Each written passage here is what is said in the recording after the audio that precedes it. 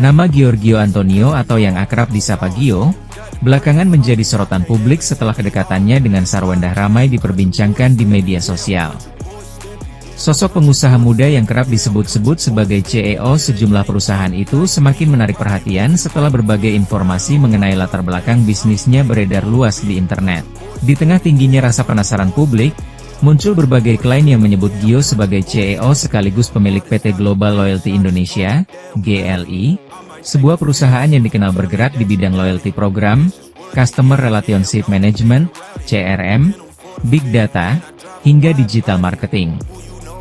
Bahkan, sebagian netizen meyakini bahwa Gio memiliki hubungan langsung dengan perusahaan tersebut. Spekulasi tersebut semakin berkembang setelah sejumlah unggahan di media sosial mengaitkan nama Gio dengan GLI.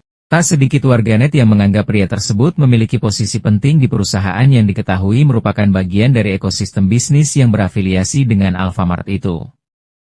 Namun, di tengah ramainya perbincangan tersebut, PT Global Loyalty Indonesia akhirnya angkat bicara. Melalui pernyataan resmi yang diunggah di akun media sosial perusahaan, GLI memberikan klarifikasi tegas terkait informasi yang beredar mengenai Giorgio Antonio.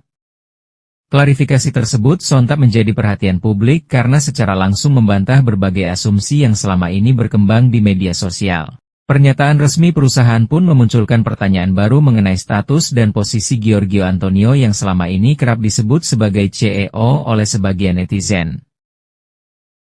Dalam klarifikasi resminya, PT Global Loyalty Indonesia menyampaikan bahwa informasi yang menyebut Giorgio Antonio Chandra sebagai CEO atau pemilik perusahaan adalah tidak benar.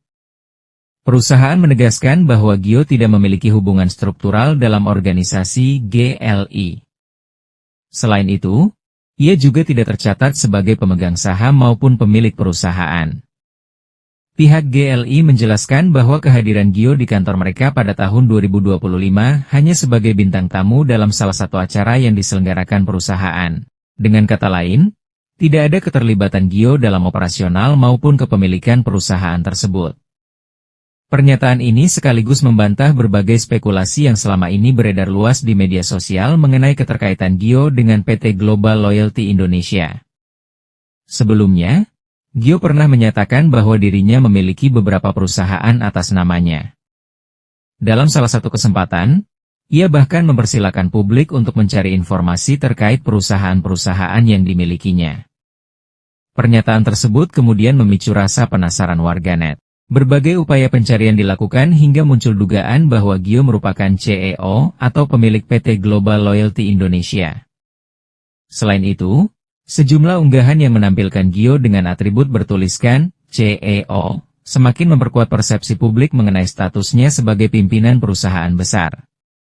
Namun setelah adanya klarifikasi resmi dari GLI, dugaan tersebut dipastikan tidak benar.